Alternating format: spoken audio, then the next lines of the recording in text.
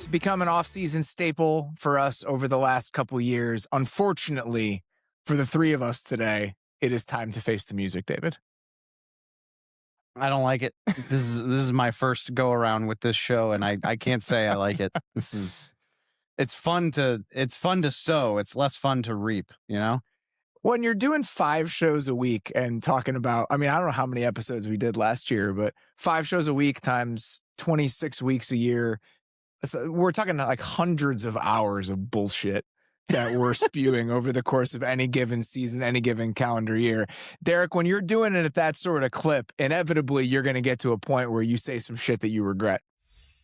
I forget probably 70% of what I say over the course of a given 100%. off-season and season.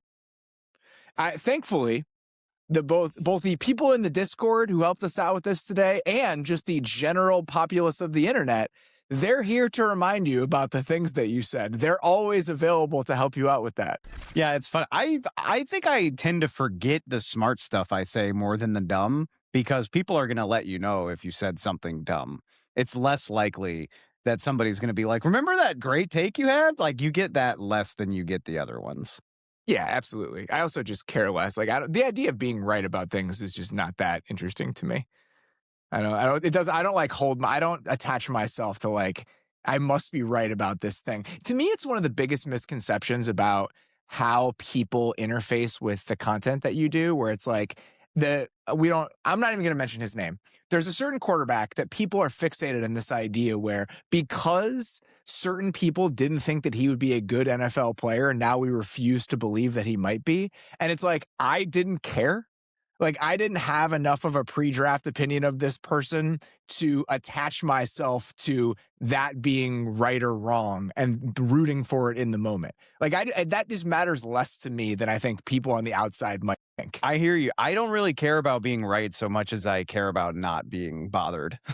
And I don't want to catch hell for something that I said. Yeah, I was like dead wrong. Yeah, I think you root for things to be correct, and I think you root to get a lot of this stuff right. But there are certain elements of it where like I just don't care that much. Like I'm not bending my opinion about this to me being right about something I previously said. That does happen every once in a while. But today we are going to go through, I don't know, 10, a dozen things, takes, thoughts, comments that were either happened during last season or happened as we were previewing last season. And not only to make fun of ourselves, which I think is an important part of this process, but also, Derrik, I think you can learn something by doing this. By going back and trying to figure out what we got wrong and why, I think that it can inform the way that maybe you'll think about these sorts of questions heading into next year.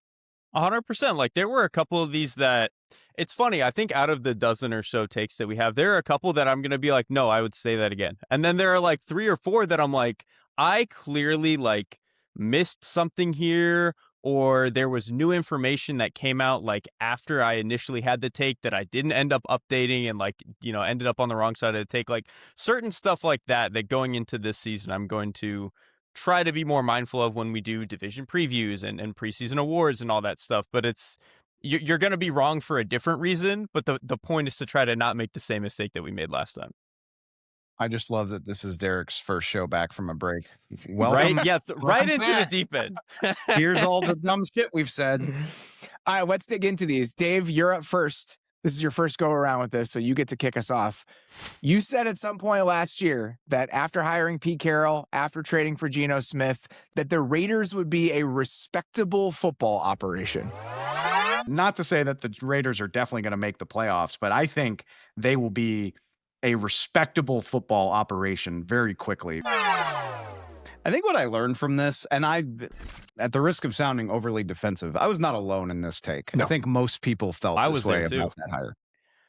I think what I would learn from this is dig deeper than just the vague platitude of like, well, Pete Carroll's done this for a long time, and that means credibility. And in so many circumstances, you would think that is true. But I think you owe it to yourself to go levels deeper than just the name Pete Carroll and look at all of the elements involved. I mean, after the season, it came out like one of the Raiders' biggest problems, and a thing that got reported on, and thing that seemed like it contributed to a lot of their struggles was the coaching at the lower level. More directly, the role that like Pete Carroll hiring his sons to major roles on the coaching staff played in the Raiders' demise. And you don't think about stuff like that when you just hear that Pete Carroll's taking the job, and like having that high level person sort of helps you hand wave these things away. It clearly wasn't the case. And I think another interesting component of this is John Spytek was in his first year as a general manager. You bring in a guy like Pete Carroll, who's used to competing at a very high level and who's used to having some degree of say. Like John Schneider obviously had a lot of say in Seattle, but they were very much a tandem sort of power structure in Seattle, and how all that played into each other in terms of decision-making and headbutting, who has the final say. So clearly there were a lot more reasons for concern than we gave it credit for. And so I move forward from that thinking like, okay, the resume does not guarantee those sorts of results. I mean, I never, ever, even if the Raiders weren't good, like there's no guarantee they were going to be good. And I think we even said that, like, absolutely, we were like, well, if they're 7-10, but respectable, like that's still a good season for the Raiders. And they were barely an NFL team. I mean, the first Chiefs game, I think, and there was another game where like the other team just stopped trying in the early fourth quarter, where they were just like, okay, we're done. It's 31-0. Let's just get out of here. Is that the Dallas game, maybe? Didn't Dallas just bludgeon them in like a primetime game? All right, hang on. Now that we're talking about it, yeah, that was the Monday night game, right? Mm-hmm. When everyone decided that the Cowboys defense was good again. Oh no, okay, Williams. But the one I'm talking about is the Eagles game. The Eagles beat them 31-0, and it was like a Pop Warner game where the one team is clearly a lot better, and it's like, all right, just run up the middle and let's get out of here. We're not trying to showboat too much. Like, it's not supposed to look like that in the NFL ever. And it looked like that several times for the Raiders last year. I never could have predicted that. There are a lot of things to dig into here. We're going to talk about the Raiders' offensive infrastructure problems because it'll lead us to a Geno Smith conversation in Seattle, and I think that will be a topic that we hit here. On the Pete Carroll side of it, I think there are a couple different comparisons you could make, either that had happened in the past or that are happening right now that are analogous to the Pete Carroll situation. The comparison that I know I made heading into last year is, can Pete Carroll, even if he's 10 years older, be Andy Reid in Kansas City for the Raiders? And one of the things that Andy Reid, I remember people talking about this in the moment, that he was very thoughtful about when he took that Chiefs job, is that he was going to get back to being a head coach and an offensive coach first and foremost. In Philly, he had been doing a lot of personnel stuff. You get stretched a little bit thin. In Kansas City, he was going to be a guy who, like, this is my offense. I'm in charge of this. I'm going to do the installs. I'm going to oversee this thing.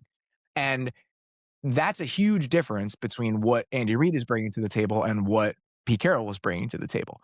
So if you're not going to be the person who is making sure the offensive infrastructure and the plan on that side of the ball is operating at a certain level, you need to hire the right people to do that. And I think it was pretty clear last year, and we can dig into this more, that Pete Carroll did not hire the right people to do that. I was talking to a coach from a different team today, just completely without provocation, started talking about the Raiders last year and what it was like to watch the Raiders offense. And he's like, they ran every cool play a team had run over the past 2 weeks.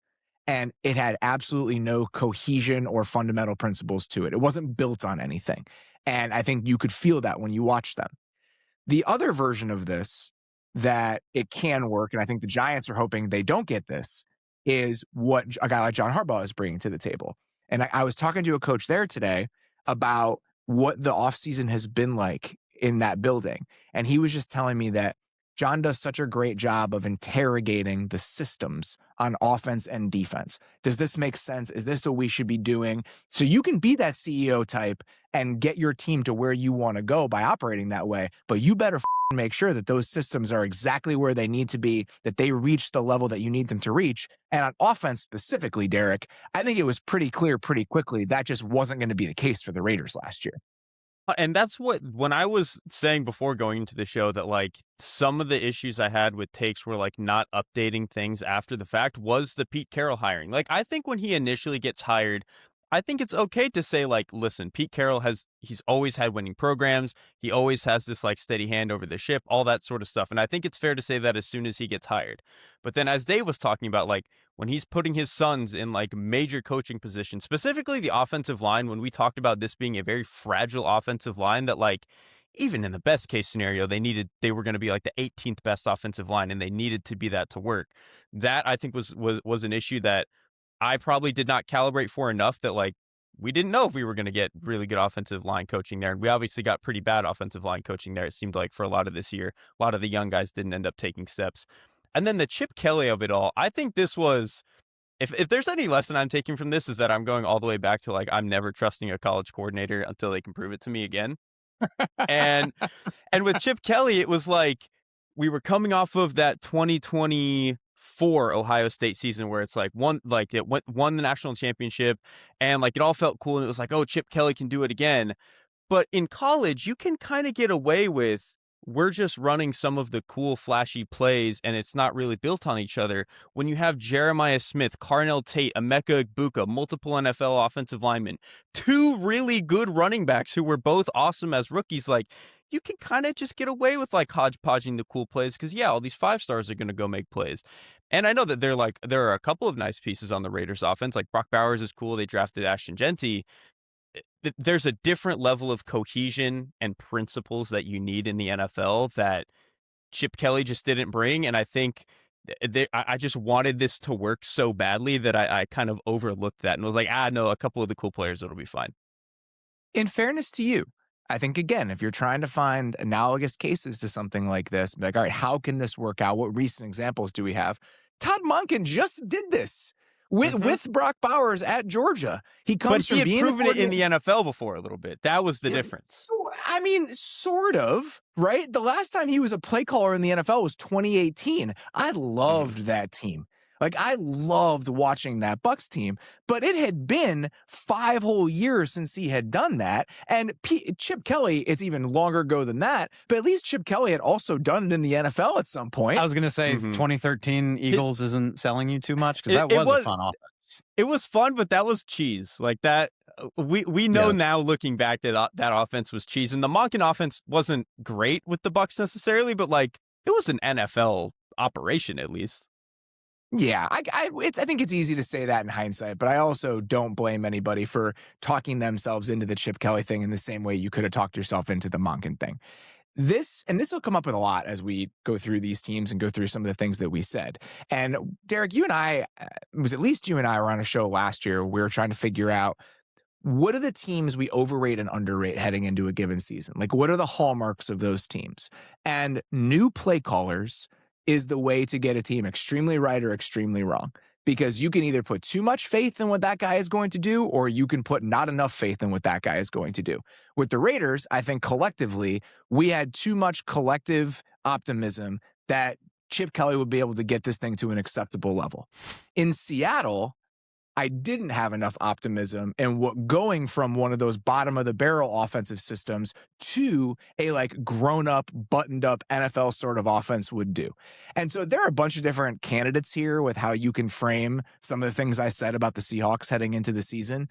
One that I'll start with is when they made all of those moves, when they traded away DK Metcalf, when they traded away Geno Smith, we did multiple shows about it. And I was completely on board with the DK thing. The Geno Smith move, what I thought they were doing is I thought Geno had been better over the prior 2 years than Geno. I think Geno had more earned equity over those couple years in Seattle than Sam Darnold had from one season in Minnesota in what I perceived to be a really, really good situation. And so I was on board with pretty much everything Seattle had done, from the way they had built the offense to hiring Klint Kubiak, all of that stuff. I had questions, but I could understand it. I thought that by going from Geno Smith to Sam Darnold, they were downgrading at quarterback.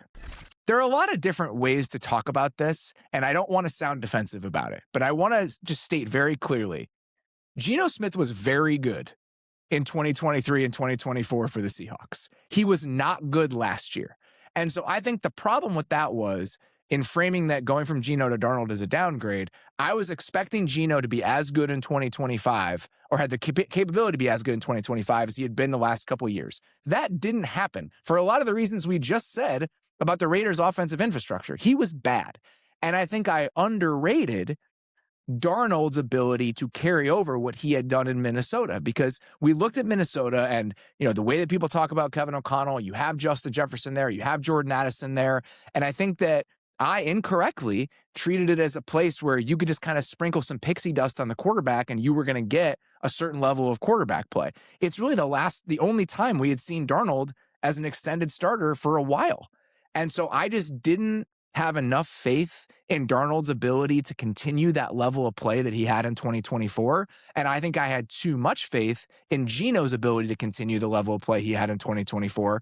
And so obviously, if you look at what they both did last season, Geno would not have given that version of him better quarterback play than Sam Darnold gave the Seahawks last year, obviously. I think for right or for wrong, too, Darnold's last 2 games in Minnesota loomed so large in my mind. Probably too large. Probably too, absolutely too large based on what we've seen since. But home field advantage on the line and then a playoff game, those 2 performances being the last 2 things you remember. And there were so many good moments in Minnesota, don't get me wrong, but that stuff gets weighted very heavily. And it's funny because you try to push back against that. Like, I don't buy in super heavily to the idea of like the clutch gene or performing in the postseason. I don't typically subscribe to that, but clearly those 2 games made a large impression on me. Not that I thought Darnold wasn't a good player, but I did not see him being an MVP candidate for at least part of last season and eventually leading a team to a Super Bowl in year 1. I have no problem admitting I didn't see that as a realistic possibility. His level of play was just more resilient than I thought it was going to be, Derrik. It was. And like, I think for me, I think what I'll first say about the clutch gene thing, I mostly also disagree that like the clutch gene, that stuff doesn't really exist. But in that case of Darnold, like, that was really the first time probably since high school that he was playing in games that were that high leverage. And like that does matter. Like that being the first time that you're playing in those, like it's just hard to do. And like, if anything, having those experiences and then being able to carry that over into Seattle probably helped him play pretty well down the stretch for them once they got into the playoffs and when they needed. But I also didn't think that he was going to be as resilient. I thought he could still stick around, and it was like, his year in Minnesota was real insofar as like he can keep getting jobs. I did not think it was real insofar as like he can be a slightly above average NFL quarterback and lead really good offenses. And then the other part of it is like, I just did not think that Seattle offense had anything. Like I think we thought JSN was good. We didn't think he was the 3rd best receiver in the NFL and having MVP stretches. I think we thought the tackles on the offensive line were nice if they were healthy. I don't think we thought the interior was going to play very well at all. Like, it was a big question. Like, you had Gray Zabel coming in, who was like an FCS player. None of the interior had really played like at that high of a level going into it. And then like Kenneth Walker and Charbonnet were fine, but we'd never really see Kenneth Walker play at like that high of a level for super long stretches. They didn't really have a good wide receiver 2 or wide receiver 3 until they traded for one halfway through the season. And then the tight ends, like AJ Barner ended up breaking out, and I liked what he could be as maybe like a high-end tight end 2, low-end tight end 1, but even he ended up being better than we thought he was going to be. It was just like every single part of that offense, including the play caller. Obviously, I think, if anything, too, we probably underrated how serious it was going to be going from Ryan Grubb, who was like just clearly not a pro play caller, to even just average NFL level capable play calling that we got from Kubiak. There's no doubt. And we've reckoned with this. Like, this one specifically is one we talked a lot about early in the season. Well, when you set fire to the entire NFL over the last 6 weeks en route to the Super Bowl, you wind up talking a lot about it. But this is something, Derrik, we were talking about this after they beat the Steelers in week 2, where I was just like, oh, we were wrong. Like, we were just like wrong about what the Seahawks offense was going to be. And you talking about all of those different elements, I had them as the worst supporting cast in the NFC when we did that show. I think it's just a combination of a lot of questions in the pass catchers like 2 through 5, a play caller that we've seen do it twice, but in kind of unique circumstances. And then the offensive line, while I think they're going to be better, the personnel is not very good or mostly question marks. I had the Seahawks at 16. Oh. Which that's harsher than it seems. Those 4 teams at the bottom, those were all grouped together. There was like one tier, and they were in that bottom tier. And it was just very clear very quickly that was incorrect for all of the reasons that you said. Every single coin flip proposition associated with the Seattle Seahawks offense went their way. And it was clear very early that was going to happen.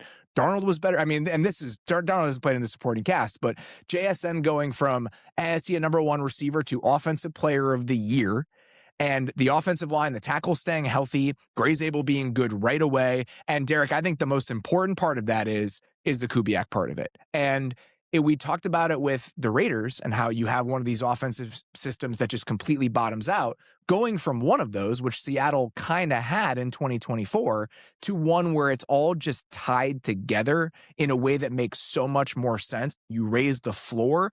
I thought that might happen. And I think one of the reasons they sought out Kubiak in that role is because you go from an offensive system with Grubb where the run and pass game have nothing to do with one another to an offensive system where that's literally the point, and you are going to see the benefits of that. I thought the structure would give them a higher floor.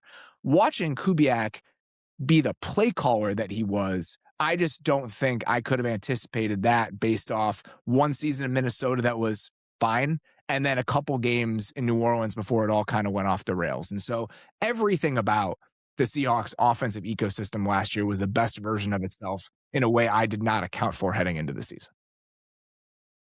Am I coping a little bit if I still say, like, some of that stuff did show itself over the whole totality of the season? You know, like, it wasn't always great for the offense is all I'm trying to say. It wasn't always great, but it was significantly better in every way than I thought it was going to be. But absolutely. The last point on this is just like, and I will say it again, you can't, the 2 years previous in terms of like how Geno Smith played, I watched those games. He played well. He played well, and then he didn't. And sometimes that's just kind of how it goes.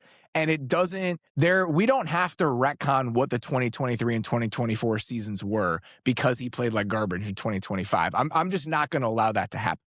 No, neither am I. And also, listen, this is not to take anything away from Sam Darnold. I think he has clearly proven himself as like a pretty solid NFL quarterback. I don't think Sam Darnold would have looked good in Las Vegas either behind that offensive line and with some of the weapons that they were doing, the way the offense was running. And so maybe Geno Smith never gets back to those heights. And obviously he's an older player. And that was probably part of the calculation of those 2 quarterback swaps that I missed, where I probably did not foresee that the Geno Smith cliff was potentially coming physically the way that it did a little bit last year, whereas that's obviously not on the horizon for Sam Darnold because he's much younger. But Geno Smith, those 2 years, was a very good NFL quarterback. If I'm defending myself one more time here, if you go back and you listen to that first show that you and I did, Derek, when they traded for Sam Darnold, I at least presented the idea that if the level of play was similar between them, you are getting potentially cheaper at quarterback and you are getting much younger at quarterback. And so by going to Sam Darnold, do you give yourself a runway as an organization, even if we think the talent level is a lateral move that you would not have had with Geno Smith? And that's exactly what happened. Like, that's exactly the off-ramp that the Seahawks found themselves in. Not only do they win the Super Bowl, now they have a guy in Darnold who is 28 years old, and you have him hopefully for the foreseeable future. So, all right, let's stick with the quarterback takes here. Derek, how do you want to frame this Spencer Rattler situation? Because I remember distinctly you being just wholly uninterested in them moving to Tyler Shough because you had enjoyed what Rattler had done so far over the course of the season. It feels only right that we check in on the Saints quarterback situation, which very much feels like a storyline worth paying attention to, for better or for worse. The Rattler is winning that job, man. Is it your lack of enthusiasm about the Shough thing? Is it thinking they were going to be the same? Is it thinking that Rattler would be definitively better? Like, what do you most regret about the way that you saw the Saints quarterback situation last year?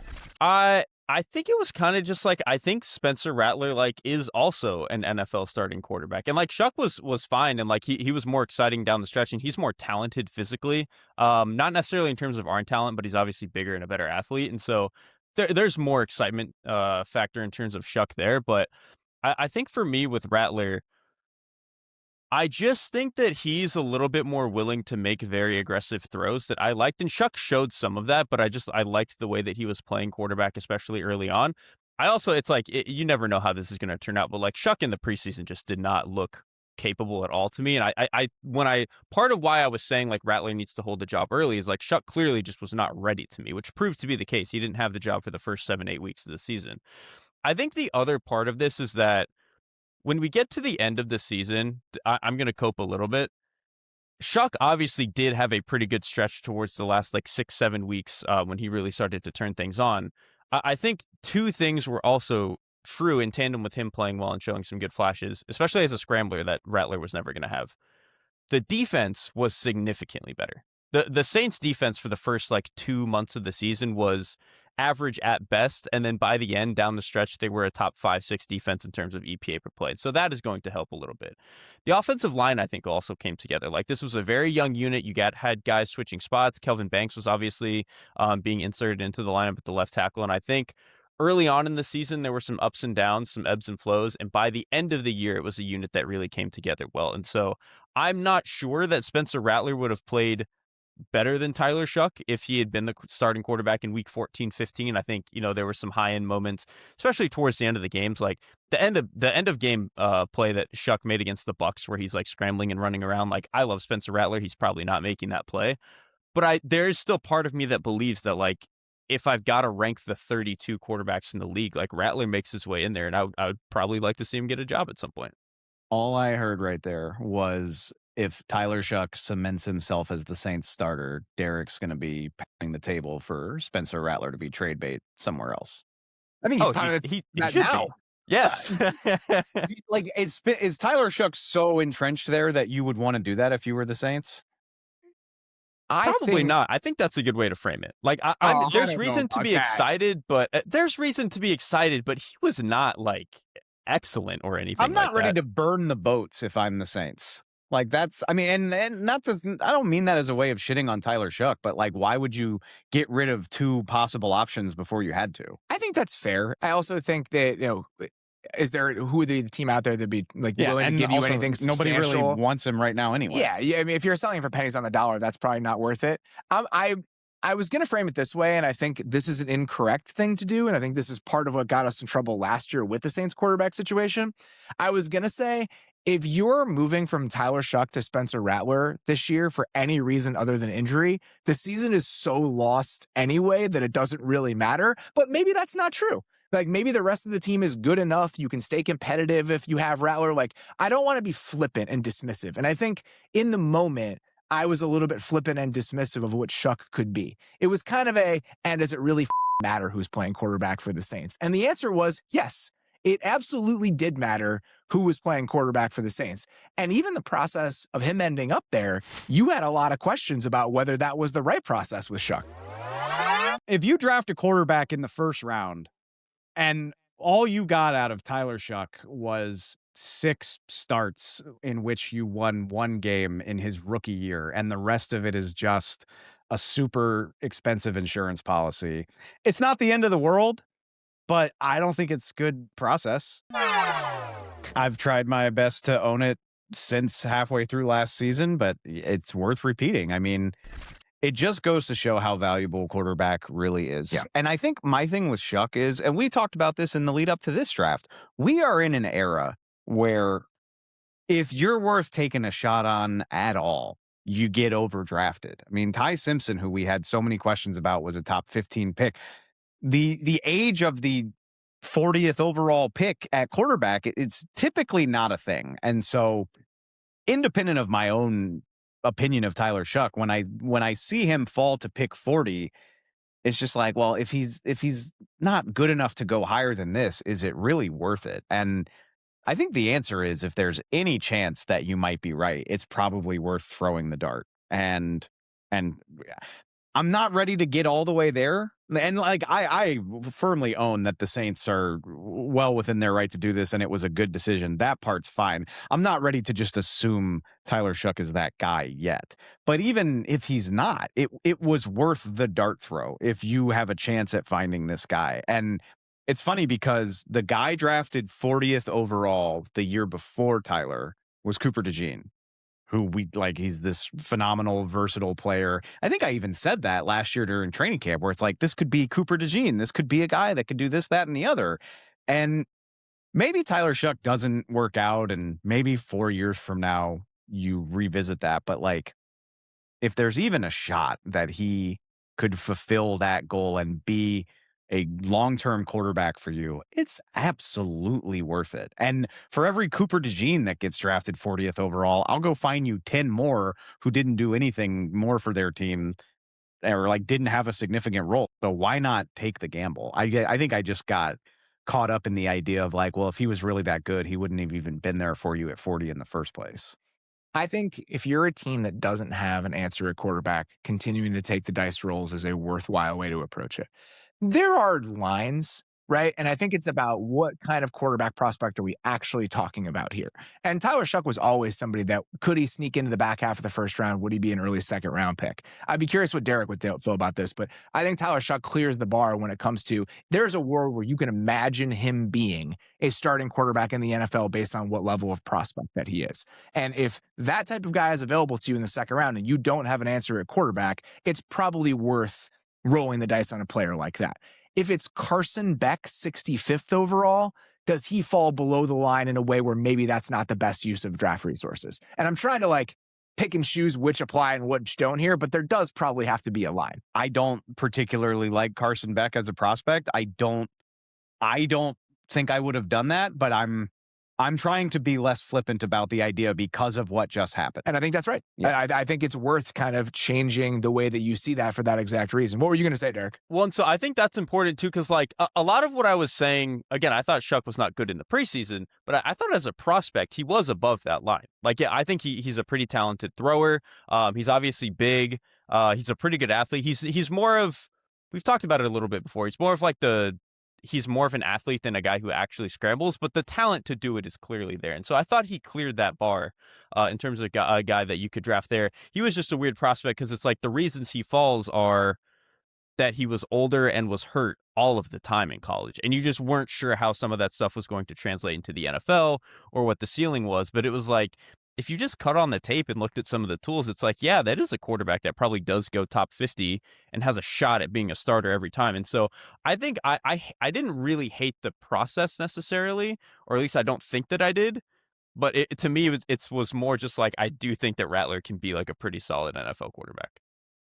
The other thing I would bring up too, and it was impossible to know this at this time last year, but look a little bit harder than just at the quarterback, because if Talais Fuaga and Kelvin Banks are playing well, that's going to make anybody look better. And I think that is what's happening in New Orleans, is that I feel pretty good about both of these tackles and the resources that they have on their offensive line.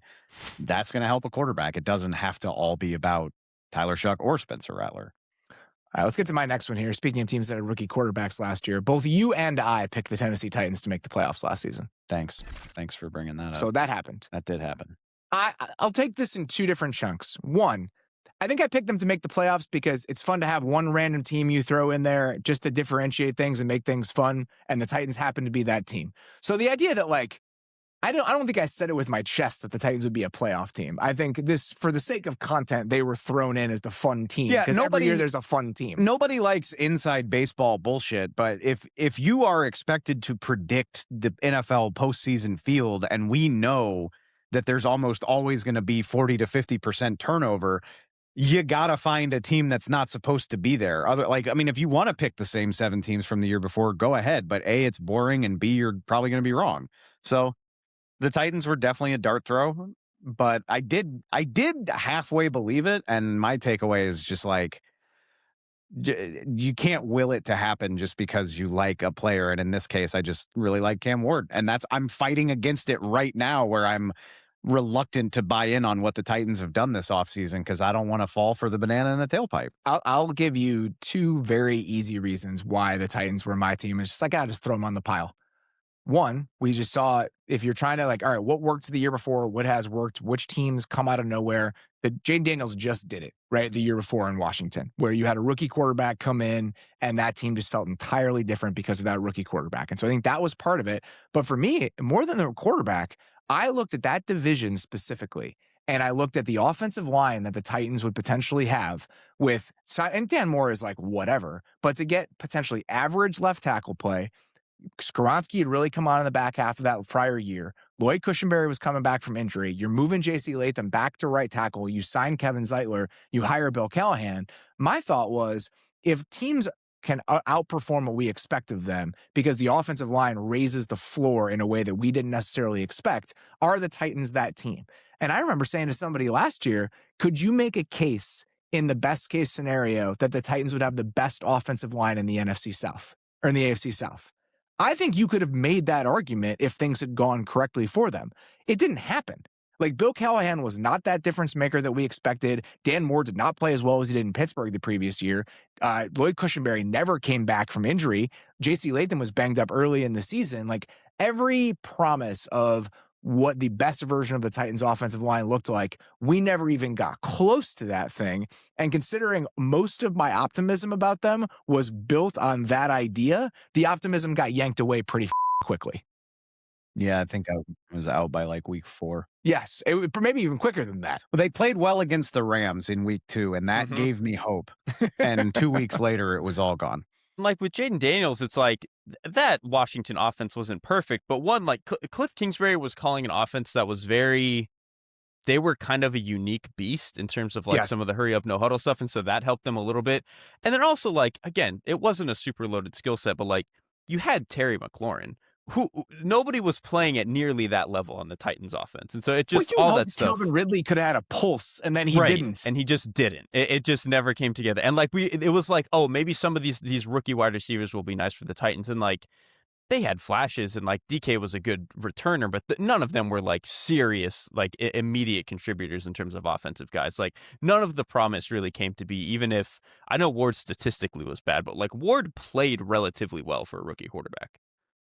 Yeah, I think that, again, the offensive line was just never what I expected they might be if things were right for them. And then I also just underestimated how good some of the other situations in the AFC would be. Like, with the Jag, always imagined that they could be really good with Liam Cohen based on what he had done in Tampa the previous year, but I wasn't sure. I mean, first-year head coach, who knows how that's going to go. And then with the Colts, we talked about the Colts, Derek. I remember having this discussion during the supporting cast show, and I think I had them like 7th or 8th.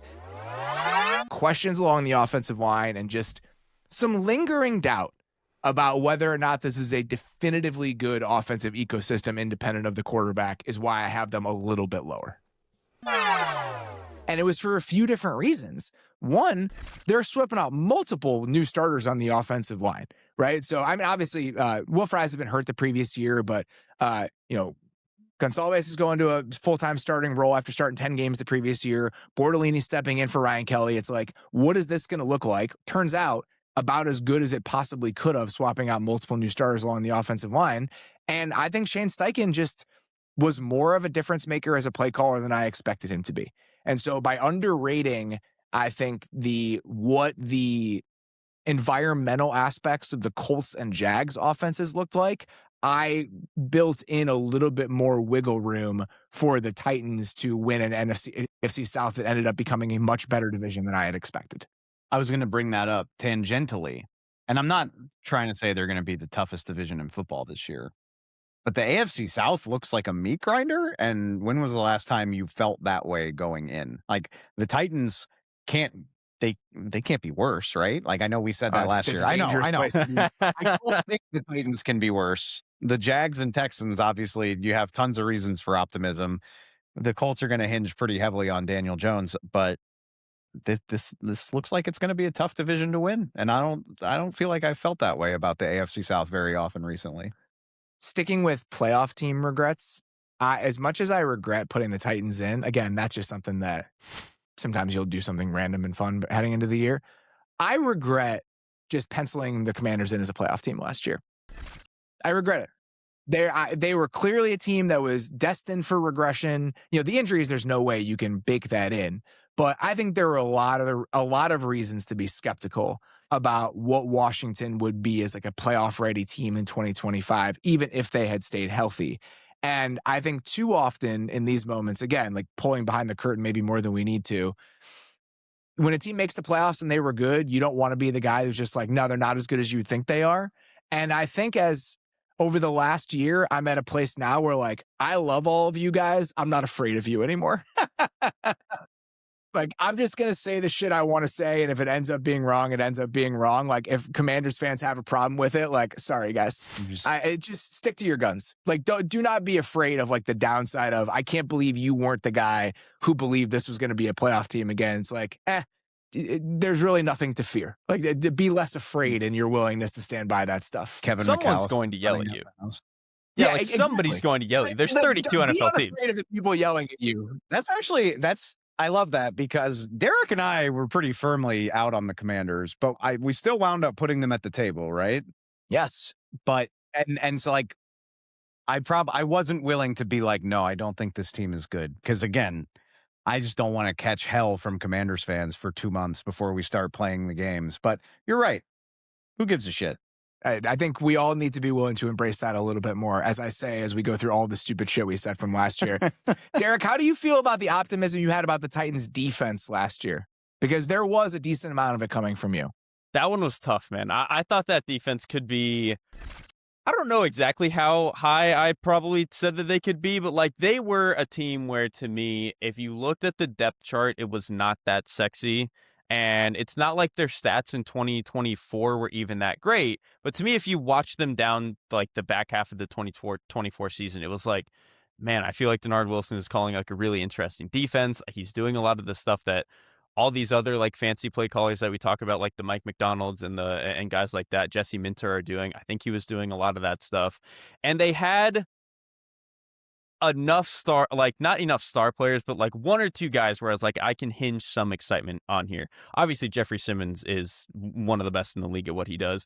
Tavondre Sweat, I thought, had played really well as a rookie. Like Cedric Gray had shown a little bit of flashes. And so me going in, it was like, okay, if the front is as good as I think it is at the defensive tackle position, Gray can maybe take a step. And then on the edge, they obviously needed help, but there was something about, and I think this is actually the mistake that I made, the fact to me that they had an identity on the edge, to me, I was like, ooh, that means something, and that's good. Where it was Draymond Jones, Oladejo, Jihad Ward. It was a lot of these, like, kind of guys who can, like, set the edge and, like, crush the pocket and stuff. And I was like, because they know what they are, it means it might be good. And it turns out, other than Draymond Jones, just none of them were really good enough to make any sort of difference. And then the other thing that really, like, set it all the way over top into garbage fire mode, the secondary was horrible.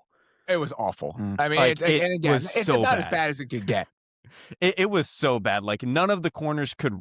It's not even just that the corners couldn't cover. They couldn't run. Like, they were just getting beat down the field on deep crossers, posts, anything like that all of the time.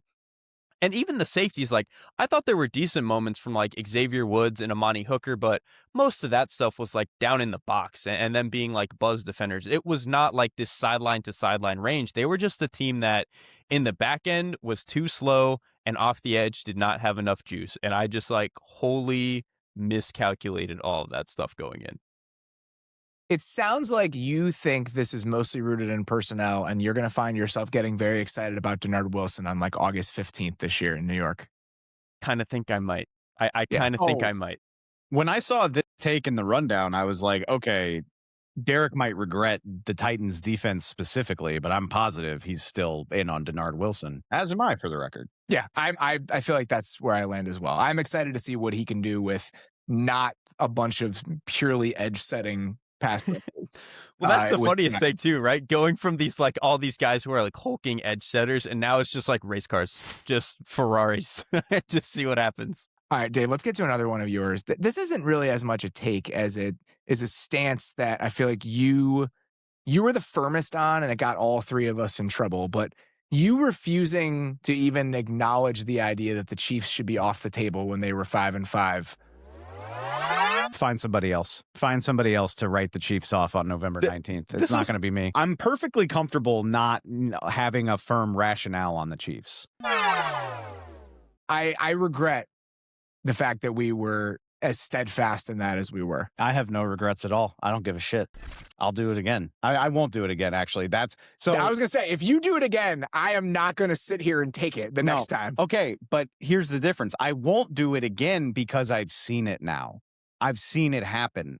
Like last year, you're arguing like, well, the sun might rise in the west today. I'm like, why would that happen? The sun rises in the east every day. It's always done that. What the hell are we talking about? Collectively, we gave way too much benefit of the doubt to the teams with the quarterbacks last year. Collectively. Okay. We have to recalibrate a little bit. Let's leave. But we've done that since like the dawn of time. Yes, and is it time to recalibrate, first of all, that default way of thinking about it? Let's leave the Ravens and the Bills and the Bengals to the side for a minute. Okay, that's a separate conversation. The Chiefs played in the AFC Championship game for 7 straight years. That is the definition of earning the benefit of the doubt. That is the definition of like, I'll be the last guy off the sinking ship, and that's okay. I really don't have any regrets about that. I was wrong, and we can recalibrate now. We can say, all right, the Chiefs are a normal NFL team. They can't always pull out of the nosedive. They lost enough personnel and had enough issues and needed some new ideas to the point where they're not the Chiefs anymore. If I was late to that, I don't really care. They were in the AFC title game 7 straight times. I have that right. 18, 19, 20, 1, 2, 3, 4. Yeah. I have no regrets. It finally blew up, but I'm not really. I don't feel that bad about it. I will say I won't do it again because now we have a new frame of reference and a new data point that says, okay, you're not completely infallible. And I don't have a problem with the way that played out personally. But I'll try not to give them that much benefit of the doubt this year. I think there are 2 problems with it. I don't think that'll be hard, given that Patrick Mahomes isn't even fully healthy right now. I think we probably should have seen the writing on the wall quicker and more firmly than we did. I think giving them that level of the benefit of the doubt probably, because it wasn't as if it was like a down AFC where they still had like a very clear path to the playoffs. Like 1,000 things needed to go right for them to be that team eventually. And I think that even in the moment, it was probably far-fetched to see them becoming that team again. The other thing that, and this is just for like content reasons, we can't just keep the teams at the table that have the good quarterbacks that we thought were going to be good. Like we just shouldn't do that. It makes the entire exercise so much less interesting. And we'll figure out what the rules should look like in order to help with that. That's the issue is we had that awful rule, in my opinion. I didn't like it from the jump where once you take a team off, you can't put them back.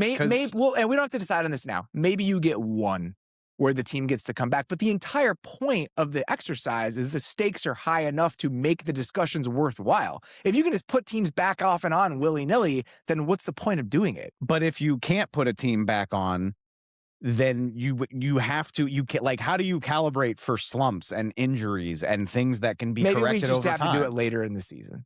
Maybe you cut down the team later in the season. Is like, by November 15th, we've got enough data to feel good about this. Because we probably did it mid-season, and that was probably too early. We create... Oh, you mean cutting it down? Yeah. Yeah.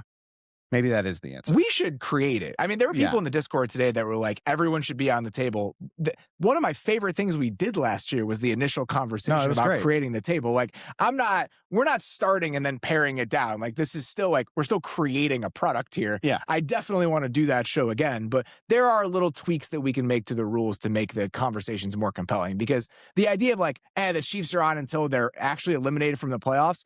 I can understand people listening to that being like, that's bullshit, because it was fucking bullshit. I mean, if you have a problem with it, come up with a team that can make the AFC title game 7 straight years. So I don't feel bad about that at all.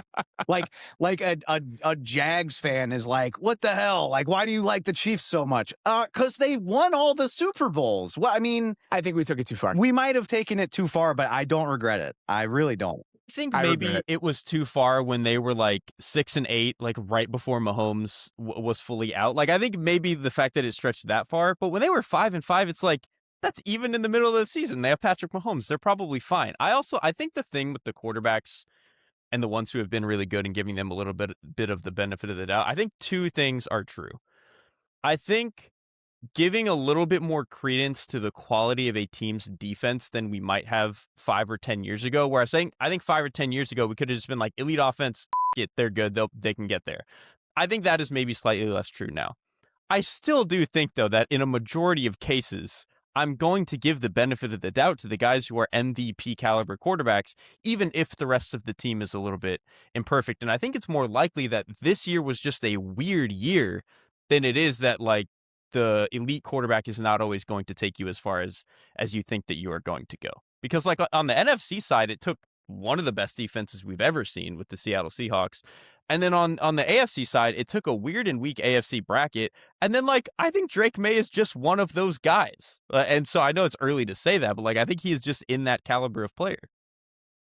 I remember talking about this right after the Super Bowl, though. I love, and you're right. I mean, if you don't have one of those quarterbacks, you have to amass a lot of talent. But it's 2 years in a row now where Jalen Hurts and Sam Darnold are both good quarterbacks, but where are you stacking them in the league hierarchy? I know the people on this show, at best, you would say 10, like fringe top 10, maybe somewhere down around 12, 13. They're perfectly good players, but it's great for content that we are seeing these builds of teams win the Super Bowl. I think it should give everyone in the league so much optimism about their team. Because I got so bored there for a while where it was like, well, if you don't have one of the 4 guys, what are we even doing this for? And it's just not true. I mean, you got to jump through more hoops and meet more criteria if you don't have one of those guys, but it's doable. And I don't want to hear any excuses as to why it's not. 2 things. I think Derrick's point about the defense is a very good one, because for me, I think the team that I have in mind, and I remember vividly, I remember where I was sitting when I did this show.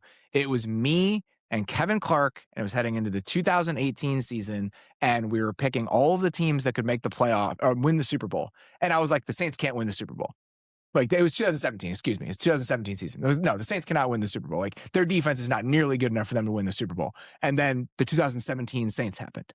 And so in that team just looms large in my mind when it comes to, all right, if the offense is good enough, some things can go right and get your defense to a certain place. But the 2017 era of the NFL was very different than the current era is when it comes to the quality of defenses that we were seeing, how much further ahead offenses are than defenses.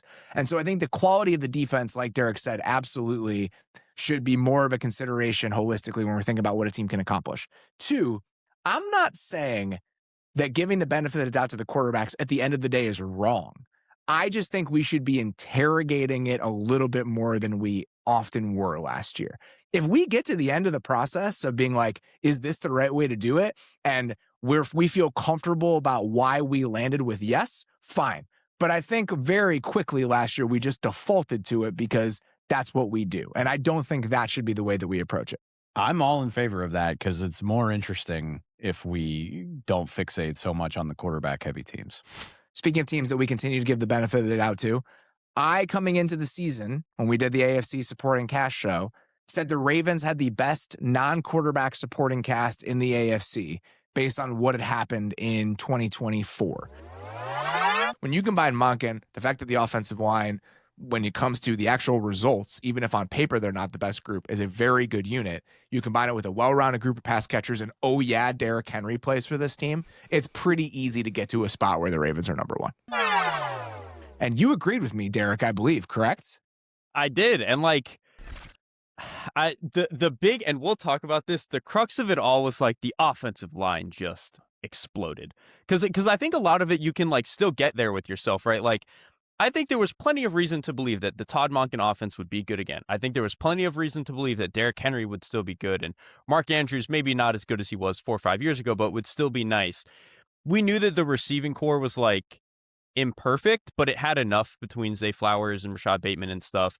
And I think we were all making the bet that like, oh, well, Lamar Jackson and Derrick Henry, they're just going to make the offensive line better and it'll be fine. That's just what those guys do. And that was the most wrong we could have been. Like that offensive line just could not put anything together outside of the left tackle position, really. 100%. And that's one of those where, I mean, I feel a little bit better about it listening to Eric DeCosta talk about it in his postseason press conference, where he was up there at the podium just being like, yeah, I don't know why the offensive line was bad. Like, and because they were the same guys. Yes. It was the same guys as the year before. And so that's just one element of the NFL last year, like what the Ravens offensive line looked like, where you watch it unfold and it's kind of like, yeah, I don't know. Like, I don't know why it's so much worse than it was a year ago, but there's no denying that it's considerably worse. I love when NFL teams do things that their fans would have them do, which in the Ravens case, Falele's gone, and you're like, John Simpson, come on back. It seemed like a pretty good fit. Let's just act like nothing ever happened. And then they drafted a guard in the first round. And it's like, obviously, based on the way that last year went, you need to do that. But it was the same collection of players in 2023, and nobody thought that heading into the 2024 offseason. Or heading into last offseason. It's a multi-year lesson. I don't even know if you would call it a lesson. I remember doing a show with you before I joined the show. I was just appearing on the show, and I was scared shitless of the Ravens offensive line because they had lost so much from 2023. And they didn't really miss a beat. And you're like, okay, I guess this wasn't a problem. I think that's part of what it is, too. And then it manifests itself just a year later than you thought it did. And because what did they lose in 2025? Patrick McCary, who was like a fine role player for them. Like, that's really all that they lost. Otherwise, it was mostly the same group. And again, Patrick McCary's fine, but it's not like he turned the Jaguars offensive line to like some kick-ass unit.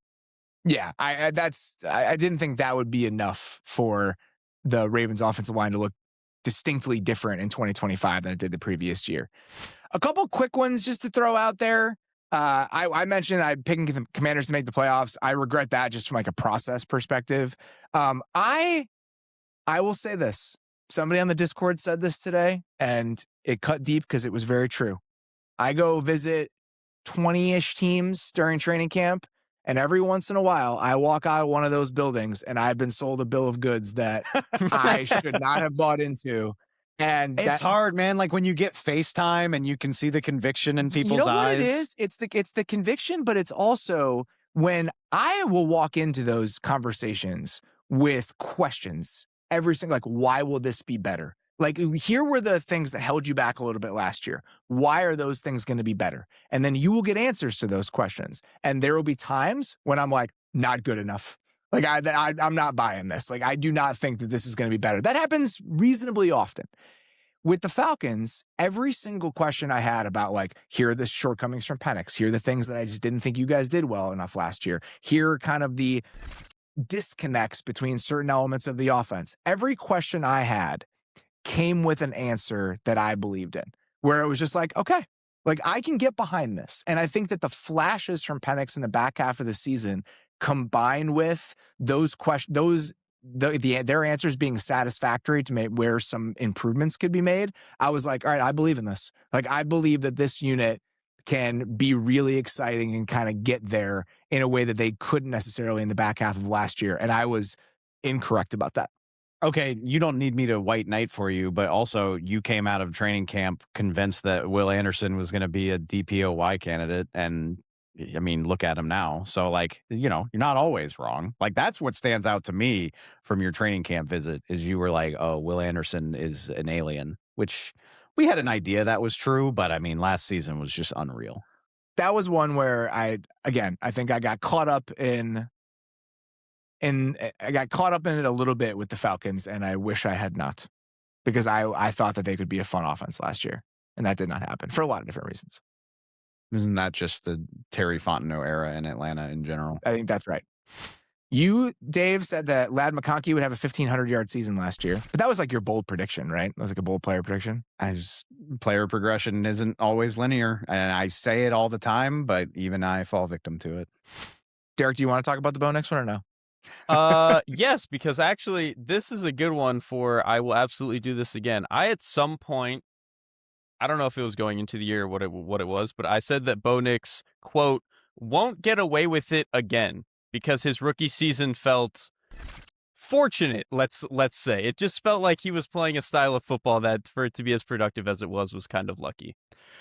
And then he ended up being pretty productive again in 2025. And I still watch it and I still feel like, man, he's just getting away with some nonsense. And I do not feel like that is sustainably good NFL quarterback. Notice how he said pretty productive, not like pretty good. I didn't say pretty good. I said productive. The last thought I want to touch on, because I just am not sure how to handle this, but Derrik I think there was a lot of preseason support for what the Packers could be last year. And I don't really know where I land with that. Like, I think even before the Micah injury happens, they probably do not reach the level that we thought might be possible heading into last year. Like they were frustrating. They were never like the juggernaut they looked like in week 1. Like that never that game in the Washington game. You say week 1 and week 2. After that, like they were never really that team again for any considerable or any sustained stretch of the season. But they were still a very good team. So I don't really know.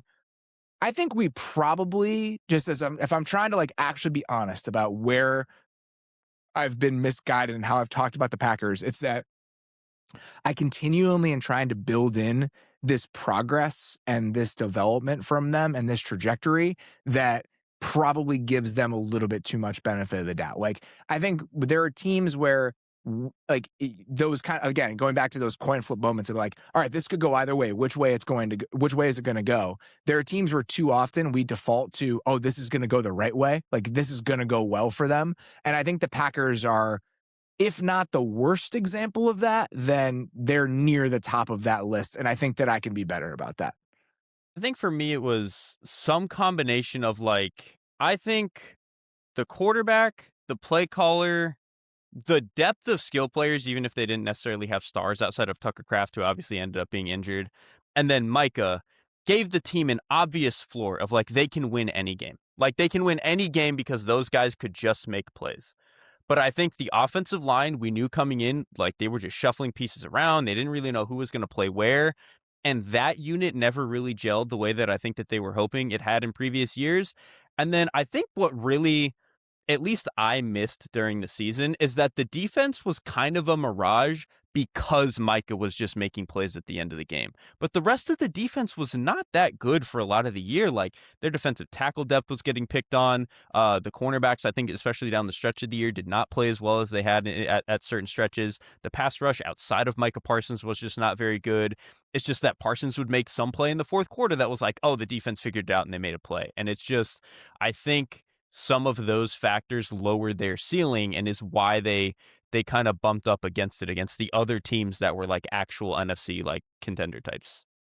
Going back to the linear progression thing, I also think, and this is several years in the making, but the Packers have so many highly drafted players at visible positions, and every year is just trying to project who's going to make that leap. And like they have good players, don't get me wrong. I mean, Christian Watson was phenomenal last year, and guys like Devontae Wyatt have had moments, and Quay Walker played well enough to get a nice deal. I don't think he ever completely lived up to the draft billing, but like had good moments. I just think for the most part, it was a lot of excitement about guys who never quite stepped into being deserving of that excitement, at least for me.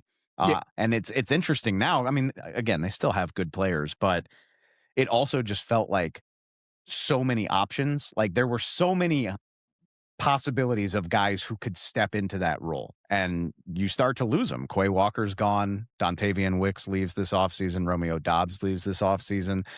And so now I think they have a good baseline of talent, but it doesn't feel like a glut the way that it did in the last, I would say, like 2 years. Like, and also all of it clicking the way that it did in those playoffs after the 2023 season. Again, you talk about games like that weighing heavily against somebody like Sam Darnold. I think it makes a huge impression when everybody's on their A game, dismantling the Cowboys and almost beating the 49ers in the playoffs. And that leaves a bigger impression than the That was total. 2 years ago, though. No, for sure. But haven't we been doing this with the Packers for like 2 years? I think that's fair to say. Well, I think the difference last year was, and I think Derrick's point about the offensive line is exactly correct, where there were elements of, and the defense too, there were elements of who the Packers had been in the 2024 season that I thought would give them a certain floor and would just carry over. Like the offensive line, they're one of those teams that we've just given the benefit of the doubt to for a very long time. We're like, even if you have some questions about the five, they'll figure it out.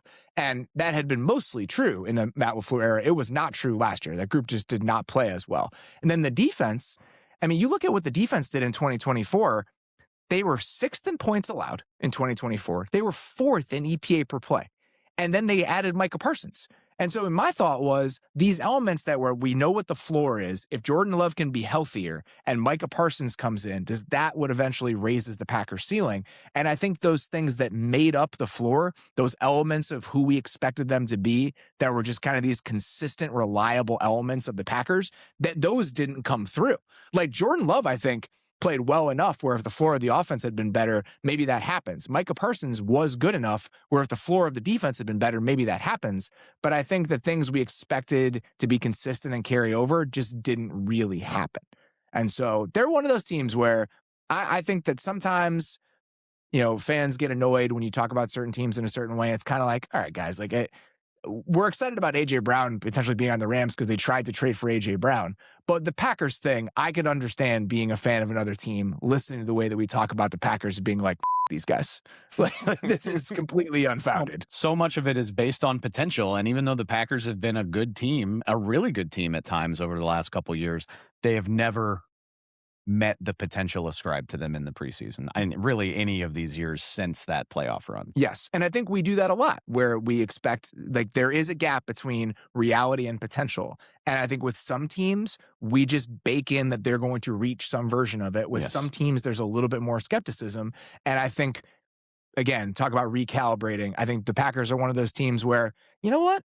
Show me first, and then we can have the conversation. That's, again, getting back to it, that's not necessarily the most fun way to talk about the sport. And I think that sometimes, to give ourselves a little bit of grace here, that creeps in, because no one wants to tune into a podcast where it's like, well, I don't know, guys. We got to wait for the games to start, and then we'll start having conversations about all this stuff. At a certain point, we're having fun. This is an entertainment medium, all of those kind of things. But I don't think bucketing it that way should prevent us from doing a little bit of self-reflection for the ways that we can be a little bit better about how we approach this kind of stuff. Especially for a team that plays in arguably the deepest division in the league. With the team that's going to win the Super Bowl this year. Yeah, of course. So that's just one of those things. No flaw in that logic. All right. Well, I'm sure that we'll say a bunch of stupid shit over the next 12 months that will populate this show. So looking forward to that. Derrik, good to have you back, buddy. It's good to be back. It's probably the longest I've gone without recording a show here. The entire time I've been here, but it was good. I didn't do a whole lot other than hit Diamond in Rainbow Six Siege, went to a Brewfest, and that's kind of it. Good to be back. What a life. What a life. I love people being like, Derrik hasn't been on the show. It's like, yeah, he's on vacation, guys. I'm gaming. The draft is over. We can all take a little bit of time. We're not taking that much time. We will not have a show tomorrow. I said this earlier in the week. Our offseason cadence, Monday through Thursday. That's what we're going to be doing throughout the offseason. There are going to be a couple weeks where we only have 3 shows. Again, as Dave is juggling some travel associated with a pretty big event in his life. I'm going on vacation later in May. And so there will be a couple weeks where we only have 3 shows, but the standard for this offseason is going to be Monday, Tuesday, Wednesday, Thursday, with the mailbags coming on Monday. So be on the lookout for that. We will be back on Monday with that mailbag. For now, that's all we got. Appreciate you guys listening. Talk to you very soon. Thanks for watching. Follow The Athletic Football Show wherever you get your podcasts. And don't forget to subscribe on YouTube.